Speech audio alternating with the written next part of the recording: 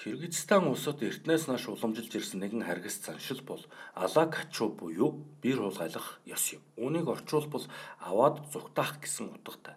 Энтхийн бүсгүйчүүд хайр сэтгэлээрээ нөхөрд гарна гэсэн асуудал бараг байдаггүй бөгөөд жилд 15 мянга гаруй бүсгүйчүүд хулгайлагддаг гэсэн судалгаа байна. 1994 оноос өмнө энэхүү заншил хууль ёсны байдаг байсан бөгөөд харин түүнээс хойш хуулиар хориг тавьжээ. Гэсэн ч одоо хүртэл балар эртний энэ бүтүүлэг заншил байсаар л байна. Цаг хугацаа өнгөрөх тусам энэ заншил утга учир нуугдмал романтик шинж чанараа алдсаар байгаа нь харамсалтай. Уг нь ил заншил хоёр талууд удам судраа хилэлцэн мэдэлцэж, жил судрыг нь тааруулсны үндсэн дээр хоёр хүүхдээ нэгэн гэрт оруулдаг учиртай юм. Харин сүүлийн үед тогтолж авчирсан бэрийг нөхөр нь хүргэний талынхан бөөрөлхөх, зодод занчих, хүчирхийлэх, хүнд хөдөлмөр эрхлүүлэх зэрэг үйлдэлийг гаргадаг болжээ. Жишээ дуртахад саяхан богтлогдсон такси тосгоны 19 настай нэгэн охиныг гудамжинд явж байхад нь 3 согтуу үер машиндаа хүчээр суулган авч явжээ. Цочролд орсон охин тэр шөнөдөө гэрлүүгээ зутаах гэж байгаад цонхоор усран хөлөө угалж 10 гаруй километр алхаж явсан байна. Хурмын үеэр ахмадууд хамгийн дээр залардаг. Эхнэрээ богтлох гэдэг залуусын хувьд маш амархан.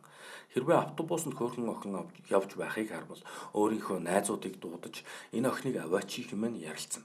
Тэгээд л охиныг дагаж яваад гудамжинд олонний нүдэн дээр ч хамаагүй өргөөд л явчих. 20 настай Фарид бүсгүй хэсэг залуус найзынх нь хамт тулгайлан машиндаа суулгасан байна. Элдв зодуур хүчингийн хэргийн хохирогч болохгүй тулд бүсгүй би чамтаа гэрлэнэ. Харин одоо намайг л явуулчих хэмээн орлого хаж.